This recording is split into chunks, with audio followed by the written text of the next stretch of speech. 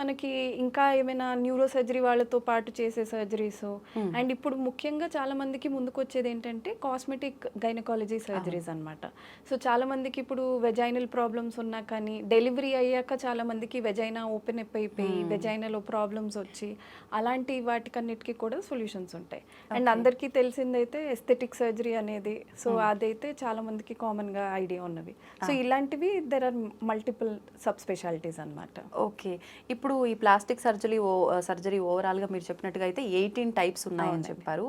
ఎక్కువగా మన ఇండియాలో ఎక్కువగా ఏది చూస్ చేసుకుంటున్నారు? ఎక్కువ డిమాండ్ దేనికుంది? సో మనకి ఇప్పటికైతే ట్రామా అండ్ బర్న్స్ ఎక్కువ ఉంటాయండి. ఓకే. ఎందుకంటే మనకి పాపులేషన్ కూడా ఎక్కువ ఉంది, యాక్సిడెంట్స్ అవన్నీ కూడా ఎక్కువ అవుతూ ఉంటాయి. సో ఇవి 2 మెయిన్‌గా ఫస్ట్ అండ్ సెకండ్‌లో ఉంటాయి. Third aesthetic and breast surgeries చాలా ఎక్కువ ఉంటాయండి. ఓకే. ఓకే. ఎక్కువగా ఏ సర్జరీ చూసుకున్నా సెలబ్రిటీస్ ఎక్కువగా చేయించుకుంటారు. ఇప్పుడు నార్మల్ పీపుల్ గూడా దీంట్లోకి ఎంటర్ అయ్యారని చెప్పాలి. ఎక్కువ శాతం అంటే సెలబ్రిటీసా? లేకపోతే సామాన్య మానవులున్నారా? సామాన్య వాళ్ళు కూడా చాలా ఉన్నారండి.